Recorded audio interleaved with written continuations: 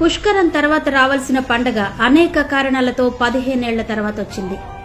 చుట్టాలు పక్కాలతో నిండిపోయిన ఊరి పండుగను మాత్రం చీకట్లలోనే నిర్వహించుకోవాల్సి వచ్చింది.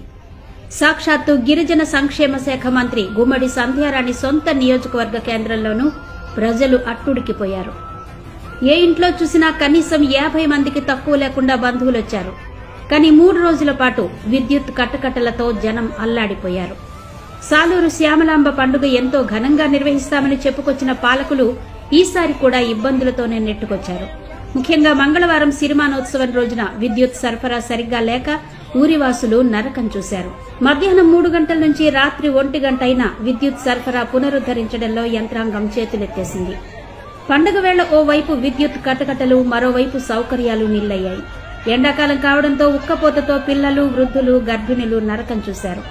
పండుగకు ముందు నిత్యం సమీక్షలతో హడావిడి చేసిన జిల్లా యంత్రాంగంతో పాటు రాజకీయ నేతలు కూడా విద్యుత్ సరఫరా విషయంలో తమకేమీ తెలియదంటూ మిన్నకుండిపోయారు.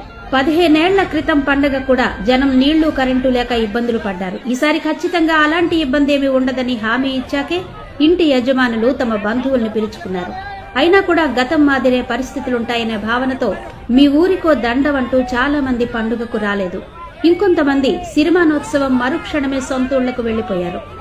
ఎవరికి వారు తమ స్తోమతకు తగ్గట్టు ఏసీలు, ఫ్యాన్లు, కూలర్లు ఏర్పాటు చేసుకున్నా కరెంట్ లేకపోవడంతో బాల్కనీలు, విసనకర్రలు, డాబాలే దిక్కయ్యాయి. మోటార్లు పనిచేయక మంచినీళ్లకు కూడా ఇబ్బందులు పడ్డారు.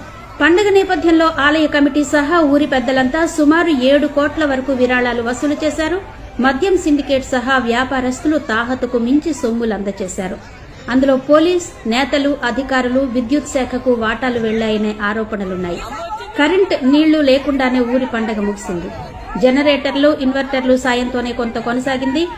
మంగళవారం అర్ధరాత్రి దాటాక సరఫరాను పునరుద్దరించిన కొన్ని సెక్షన్లలో పూర్తి స్థాయిలో సరఫరా లేకపోవడంతో జనం చీకట్లలోనే మగ్గాల్సి వచ్చింది.